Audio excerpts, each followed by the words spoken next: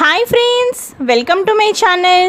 ఈరోజు వీడియోలో మనం సాక్షాత్తు శ్రీ మహాలక్ష్మీదేవిచే చెప్పబడిన మార్గశిర మాస లక్ష్మీవార వ్రత పూజా విధానం గురించి ఈ వీడియోలో మనం తెలుసుకుందామండి.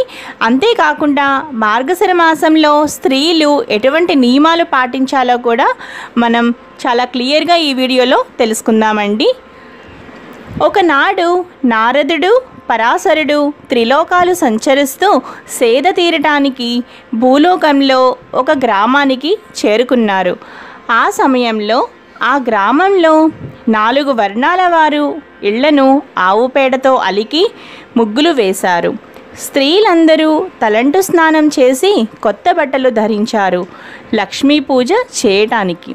4 వర్ణాల వారు కలిసి ఒక చోట చేరి లక్ష్మీదేవి ప్రీతి కొరకు గానం చేస్తుండగా వారి భక్తికి ఆశ్చర్యం చెందిన నారదుడు పరాశర మహర్షితో, మహర్షి, ప్రజలంతా కలిసి ఇంత ఆనందంగా చేస్తున్న ఈ పూజ ఏమిటి? నాకు ఈ పూజ గురించి తెలుసుకోవాలని కుతూహలంగా ఉంది అని అనగా, ఈ పూజ గురించి వివరంగా తెలియపరచండి అని అన్నారు. గురువారం చేసే ఈ పూజను లక్ష్మీ పూజ అంటారు. సంవత్సరానికి ఒకసారి వచ్చే మార్గశిర మాసం ఈ పూజ చేయడానికి శ్రేష్టమైనది, లక్ష్మీదేవికి చాలా ప్రీతికరమైనది అని పరాశర మహర్షి నారదుడికి తెలిపారు. నారదుడు, మహనీయ, ఈ పూజను ఇంతకు ముందు ఎవరైనా చేశారా? చేస్తే ఎవరు చేశారో, వారికి ఏ ఫలం కలిగిందో తెలియజేయండి అనగా పరాశరుడు కథ చెప్పడం మొదలుపెట్టారు. ఒకనాడు లక్ష్మీవారం విష్ణు పాదాలను సేవిస్తూ మహాలక్ష్మీదేవి స్వామితో, స్వామి, ఈరోజు మార్గశిర లక్ష్మీవారం, ప్రజలు నా వ్రతం చేసే రోజు. మీరు అనుమతిస్తే నేను భూలోకానికి వెళ్ళి నా వ్రతం చేసేవారిని అనుగ్రహిస్తాను అని పలికింది. విష్ణుమూర్తి సరే అనగా సర్వాలంకృత భూషితమై భూలోకానికి పయనమైంది లక్ష్మీదేవి. ఒక ముసలి బ్రాహ్మణ స్త్రీ రూపంలో విష్ణుమూర్తి ఒక ఇంట్లోకి ప్రవేశించాడు. ఆ గ్రామంలో సంచరిస్తున్న మహాలక్ష్మీదేవి ఆ ఇంటికి ముందు వచ్చి, అవ్వా, ఈరోజు మార్గశిర గురువారం, లక్ష్మీ పూజ, ఇల్లు గోమయంతో అలికి ముగ్గు పెట్టలేదేమిటి అన్నది. అప్పుడు ఆ ముసలి స్త్రీ, అమ్మా, ఆ వ్రతం ఏమిటి? ఎలా చేయాలి? నువ్వు చెబితే నేను కూడా చేస్తాను అని అడుగగా మహాలక్ష్మి మందహాసంతో ఈ విధంగా పలికింది. మార్గశిర గురువారం ఉదయమే నిద్రలేచి ఇల్లు గోమయంతో అలికి ముగ్గులు పెట్టి లక్ష్మీదేవి పాదముద్రలను ముగ్గుతో వేయాలి. కొత్త కొలత పాత్రను తెచ్చి కడిగి ఎండబెట్టాలి. దానితో వివిధ రకాలైన ముగ్గులతో, బొమ్మలతో అందంగా తయారు చేయాలి. శుచిగా స్నానం చేసి ఒక పీటను తీసుకుని దానిని కడిగి దాని మీద కొత్త ధాన్యం పోయాలి. దాని మీద కొలత పాత్రను ఉంచి పసుపు నీటితో కడిగిన వక్కను ఉంచాలి. తెల్ల ధాన్యాన్ని ఈ మాసంలో కొలవాలి. మనసులో కోరికను చెప్పుకుని కొద్దిగా తెల్ల ధాన్యాన్ని కొలత పాత్ర మీద పోయాలి. ఎరుపు రంగు వస్త్రాన్ని దాని మీద ఉంచి ఎర్రని పూలతో పూజించి శ్రీ మహాలక్ష్మిని తలుచుకుని దీపారాధన చేయాలి. మొదట పాలు నైవేద్యంగా పెట్టాలి. తరువాత నూనె వాడకుండా నేతితో చేసిన పిండి వంటలను మాత్రమే నైవేద్యంగా పెట్టాలి. ఇది ఒక విధానం. లక్ష్మీదేవి ఆ అవ్వతో రెండవ విధానం చెప్పడం మొదలుపెట్టింది. రెండవ విధానం చాలా సులభమైనది. మార్గశిర శుక్ల దశమి తిథి గురువారం వచ్చిన రోజున నిష్ఠతో ఈ వ్రతాన్నే చేస్తే తప్పక సిరి వస్తుంది. ఈ వ్రత నైవేద్యం పంచి పెట్టకపోతే మాత్రం లక్ష్మీ కటాక్షం లభించదు. మనసును నిర్మలంగా ఉంచుకుని 10 మందిని పిలిచి ఈ వ్రతం చేయాలి. పసుపు కుంకుమలు పంచిపెడితే ఆ ఇంట లక్ష్మి తాండవిస్తుంది. ఈ వ్రతం మాత్రమే కాదు, మరికొన్ని ఆచరించాలి అవ్వా అని అన్నది లక్ష్మీదేవి.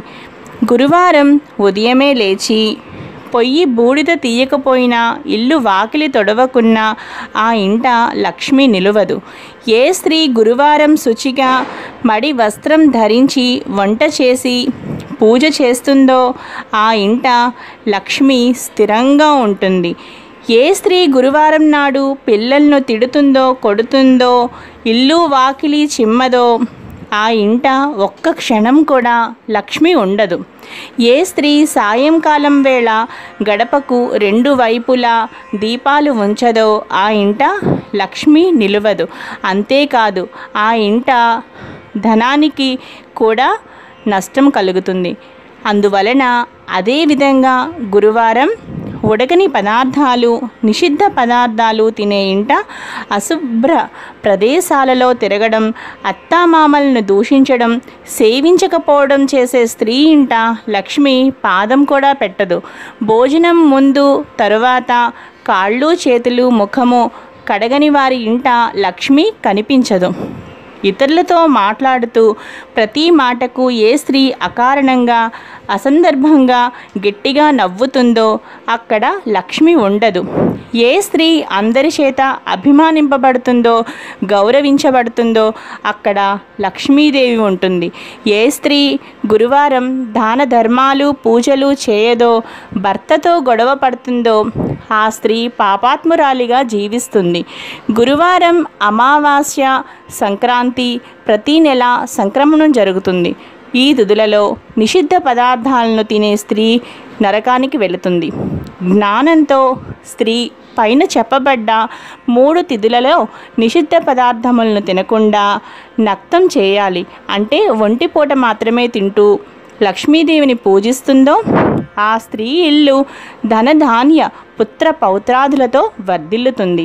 ప్రతి స్త్రీ తాను నిత్యం ఆచరించే పనులు ఆధారంగా చేసుకునే లక్ష్మీ అనుగ్రహం ఉంటుంది. ప్రతిరోజు ఉదయమే నిద్ర లేచి ముఖం కడుక్కోవాలి. అలా చేయని స్త్రీ ముఖం చూస్తేనే మహాపాతకాలు కలుగుతాయి. భుజించే సమయంలో పడమర, దక్షిణం దిక్కులకు కూర్చుని ముఖం పెట్టి భోజనం చేయకూడదు. అలాగే నిత్యం దీపారాధన చేయకుండా ఇంట్లో భోజనం చేయడం తగదు. చీకటి పడిన తరువాత తలకు నూనె రాయకూడదు. కట్టి విప్పిన బట్టలు, మురికిగా ఉన్న బట్టలను ఎక్కడ పడితే అక్కడ పడవేయడం పెద్ద దరిద్రం. భర్త అనుమతి తీసుకోకుండా అందరి ఇంటికి తిరిగే స్త్రీ ఇంట, భర్త మాట వినని స్త్రీ ఇంట, దైవం యందు బ్రాహ్మణుల యందు భక్తి విశ్వాసాలు లేనటువంటి, పూజలు చేయనటువంటి స్త్రీ ఇంట లక్ష్మీదేవి ఒక్క క్షణం కూడా ఉండదు. అందువల్ల అక్కడికి లక్ష్మీదేవి రాదు. నిత్య దరిద్రం ఆ ఇంట తాండవిస్తుంది అని లక్ష్మీదేవి ఆ ముసలి బ్రాహ్మణ స్త్రీకి లక్ష్మీదేవి వివరించి ఆ గ్రామంలో ప్రతి ఇంటిని చూసి రావడానికి బయలుదేరింది. ఆ సమయానికి ఆ గ్రామంలో ఉన్న స్త్రీలంతా నిద్రలోనే ఉండడం చూసి లక్ష్మీదేవి అసహ్యించుకుంది. ఆ ఊరి చివరకు వెళ్ళింది. అక్కడ ఒక పేద స్త్రీ ప్రతిరోజు ఇల్లుని గోమయంతో అలికి ముగ్గులు పెట్టేది. బియ్యపు పిండితో ముగ్గేసి లక్ష్మీదేవి పాదముద్రలను వేసి, లక్ష్మీదేవి విగ్రహం దగ్గర నిత్య దీపం పెట్టి, ధూపం వేసి, నైవేద్యాలు పెట్టి పద్మాసనంలో కూర్చుని నిత్యం లక్ష్మినే ఆరాధించేది ఆ పేద స్త్రీ. ఆమె భక్తికి మెచ్చిన మహాలక్ష్మి ఆమె ఇంట పాదాలు మోపింది. ఓ భక్తురాలా, నీ భక్తికి మెచ్చాను, వరం కోరుకో ప్రసాదిస్తాను అని పలికింది. సాక్షాత్ లక్ష్మీదేవిని చూడడంతో ఆ స్త్రీ నోట మాట రాక ఏ కోరిక కోరలేదు. అప్పుడు లక్ష్మీదేవి, నీవు కోరకుండానే నేను వరాలు ఇస్తున్నాను. నీవు మరణించే వరకు సకల సంపదలను అనుభవిస్తావు. మరణం తరువాత వైకుంఠాన్ని చేరుతావు అని లక్ష్మీదేవి వరాలిచ్చింది. నా వ్రతం విడవకుండా చేయి, విష్ణుమూర్తి అనుగ్రహం కూడా కలుగుతుంది అని పలికింది. మహాలక్ష్మి చెప్పిన విధంగానే ఆ స్త్రీ లక్ష్మిని నిత్యం పూజించి సకల సంపదలు, భోగ భాగ్యాలు, 5 కుమారులతో ఆ స్త్రీ జీవితం ఆనందంగా గడిపింది అంటూ మహర్షి పరాశరుడు నారద మునీంద్రుల వారితో పలికారు. శ్రీ మహాలక్ష్మీదేవిచే స్వయంగా చెప్పబడిన ఈ వ్రతం చాలా విశిష్టం. విశిష్టమైనది. ఈ కథను నిత్యం చదవడం వలన సకల శుభాలు కలుగుతాయి. ఎవరైతే మార్గశిర మాసంలో శ్రీ మహాలక్ష్మీదేవిని ఈ విధంగా పూజిస్తారో, అమ్మవారు చెప్పిన నియమాలను ఎవరైతే పాటిస్తారో వారి ఇంట లక్ష్మీదేవి స్థిరంగా ఉంటుంది. అంతేకాకుండా వాళ్లకు భోగ భాగ్యాలు, ఆయువారోగ్యాలు, అష్ట ఐశ్వర్యాలను ప్రసాదిస్తుంది. ఈ విధంగా మార్గశిర మాసంలో లక్ష్మీదేవిని పూజించి నియమాలను పాటిస్తూ ఆరాధించాలి. ఈ విధంగా మార్గశిర మాసంలో లక్ష్మీదేవిని సేవిస్తూ ఆరాధిస్తూ అమ్మవారి అనుగ్రహాన్ని పొందాలి. ఈ వీడియో కనుక మీకు నచ్చినట్లయితే తప్పకుండా లావణ్యాస్ లైఫ్ స్టైల్ ఛానల్ని సబ్స్క్రైబ్ చేసుకోండి. అలాగే పక్కనే ఉన్న బెల్ సింబల్ని కూడా యాక్టివేట్ చేసుకోండి మరిన్ని వీడియో నోటిఫికేషన్స్ కోసం. అంతేకాకుండా ఈ వీడియో కింద ఉన్న డిస్క్రిప్షన్ బాక్స్ను కూడా చెక్ చేయండి. అలాగే చూస్తూనే ఉండండి లావణ్యాస్ లైఫ్ స్టైల్. మరో మంచి వీడియోతో మీ ముందు ఉంటాను. Thanks for watching.